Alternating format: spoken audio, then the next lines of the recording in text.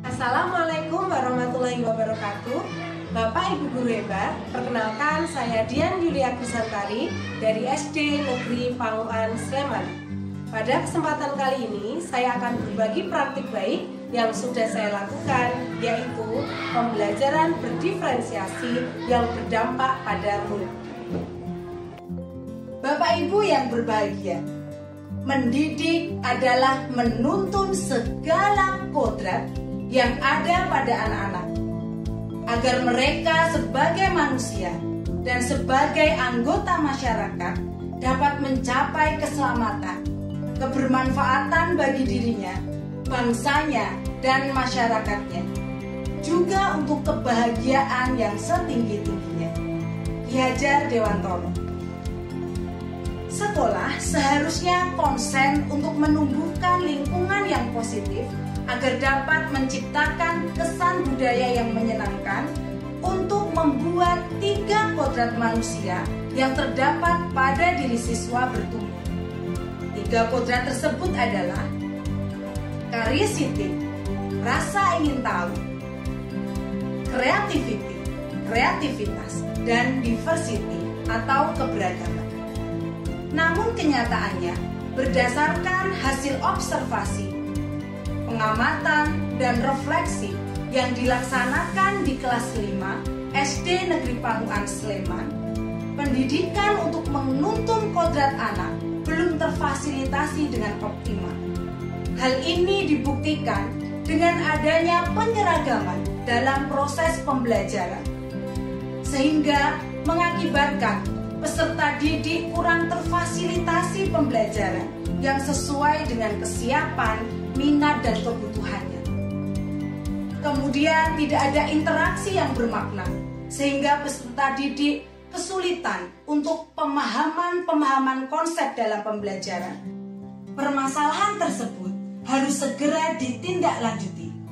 Peran seorang guru adalah bagaimana bisa menghadirkan cuaca yang tepat untuk mendukung tumbuhnya kodrat anak dengan subur sesuai dengan versi terbaiknya. Jangan sampai dengan penyeragaman yang terus-menerus dilakukan, kita membunuh rasa ingin tahu dan kreativitas peserta didik. Berdasarkan masalah tersebut, diperlukan metode pembelajaran yang mampu memfasilitasi keberagaman peserta didik, terbangun interaksi yang bermakna untuk mengkonstruksi konsep-konsep yang ada menjadi sebuah pemahaman yang utuh.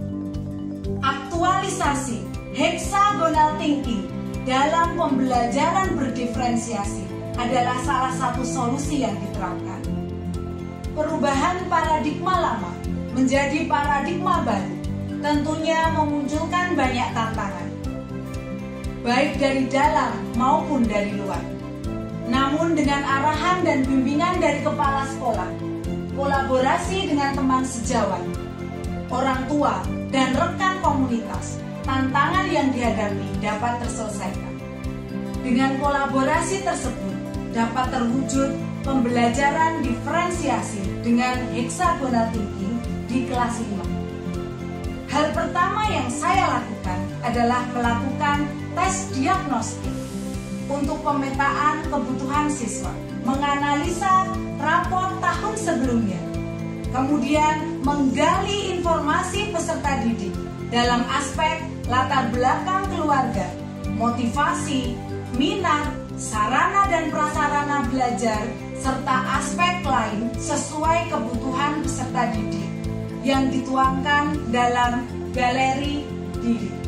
Selanjutnya, saya mengidentifikasi kompetensi yang akan diajarkan, melakukan pengamatan, wawancara, dan observasi untuk mengetahui gaya belajar dan minat siswa. Dan yang terakhir, saya melakukan pretest sebelum mengawali materi pelajaran baru untuk mengetahui kesiapan belajar siswa.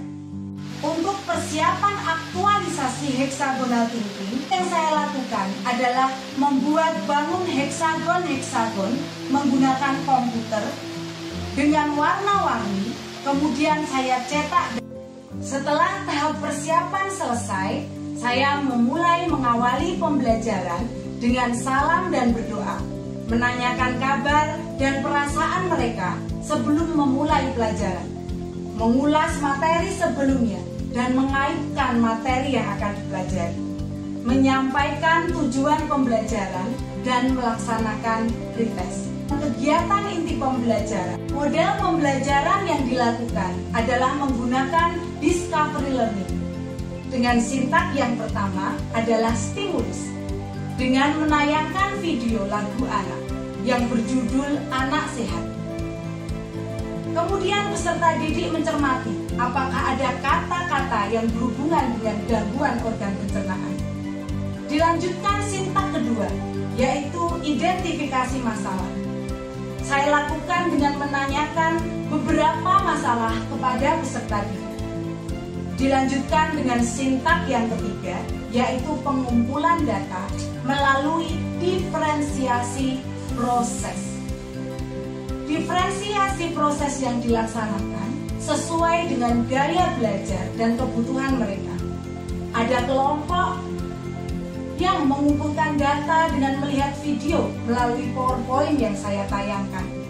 Ada yang mencari referensi dengan membaca buku di perpustakaan. Ada pula yang berkeliling mewawancarai bapak dan ibu guru, kakak kelas, adik kelas untuk mengetahui tentang gangguan organ pencernaan yang pernah dialami. Itu pengolahan data. Saya menggunakan diferensiasi proses sesuai dengan kesiapan belajar yang saya peroleh melalui pretest di awal pembelajaran. Anak-anak dibagi menjadi beberapa kelompok. Anak-anak yang sudah siap dalam pembelajaran, mereka akan mendapatkan kata kunci yang lebih banyak daripada anak-anak yang membutuhkan bimbingan. Adapun metode yang digunakan adalah hexagonal thinking. Apa itu hexagonal thinking? Hexagonal thinking merupakan strategi kelas yang dipinjam dari dunia bisnis. Konsep ditempatkan pada segi 6 dan kemudian dipindahkan untuk membangun jaringan ide yang saling terhubung. Bagian yang paling menarik datang dalam perdebatan tentang di mana menghubungkan apa dan mengapa. Tidak ada dua jaring yang akan terlihat sama. Begitu pula penjelasan tentang hubungan yang telah dibuat oleh peserta didik. Hexagonal thinking sangat memecah suasana saat diskusi. Terjadi perdebatan karena perbedaan sudut pandang bagaimana menghubungkan kata-kata agar terhubung atau terkoneksi satu sama lain, membentuk alur cerita. Dalam sintak pembuktian, siswa mempresentasikan produk yang dibuat setelah diskusi mengkoneksikan konsep-konsep sesuai minatnya tadi. Terjadi pembelajaran diferensiasi produk. Siswa yang minat menggambar menuangkan konsep-konsep yang didapat tadi menggunakan gambar. Siswa yang kinestetik, mereka akan menceritakan alur cerita yang dibuat dengan role play. Sintak yang terakhir adalah menarik kesimpulan. Siswa bersama-sama dengan guru menyimpulkan apa yang dipelajari hari itu. Setelah itu, kegiatan dilanjutkan dengan penutup.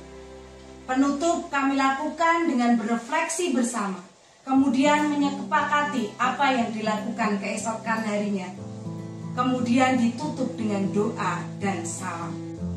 Refleksi permasalahan awal yang muncul dapat terjawab dengan metode ini.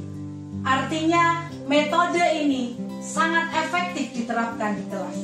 Terbukti anak-anak antusias dalam pembelajaran karena guru memberikan pembelajaran untuk semua anak. Jadi interaksi yang bermakna untuk menghubungkan koneksi-koneksi antar konsep untuk mendapat pemahaman yang utuh. Tadi adalah karya inovatif pembelajaran berdiferensiasi yang saya lakukan. Semoga bermanfaat.